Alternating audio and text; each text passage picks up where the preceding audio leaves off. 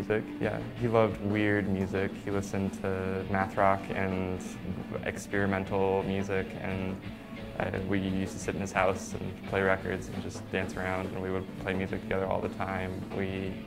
The first band we ever formed together was a joke. We were like 13 years old, and it was called Majazapram Ak, and we just made noise. And I remember, like, he would sit in my basement, we'd trade instruments and just make noise for hours.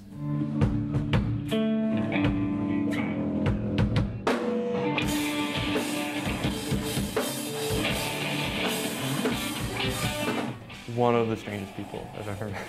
He was so charismatic. I remember, like, we were really, really close friends for a long time, but whenever I would bring up anything emotional or deep about him, he would just be like, I don't ever get sad, so I can't identify with this. But he was so funny. He was constantly joking.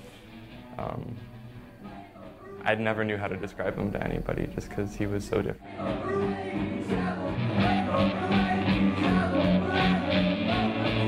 And like, he's unlike anyone I've ever met. And there is a friend that he had in Philadelphia.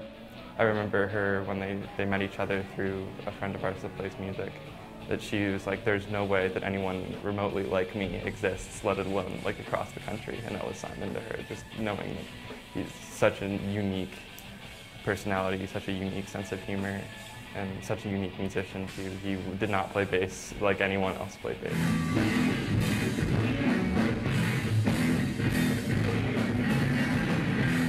His love for music was different than anyone else's love for music that I know. He loved music in a very specific way, but he loved it a lot.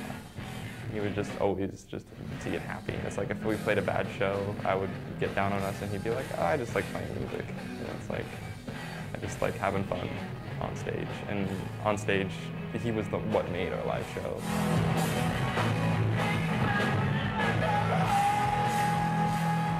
I don't know if we're going to be able to play live shows both with hours without him. I don't think it's going to be the same. It's just because our band was him. And like, while Alex and I, with the guitarist, did most of the writing, he was our live show. He was what people remembered as Boat Settlers. He was the bassist with the giant pedal board that hopped on the amps. He was the one that pulled drumsticks out of the ceiling and jumped into the audience and flailed around. And he was what people remembered when they saw us live.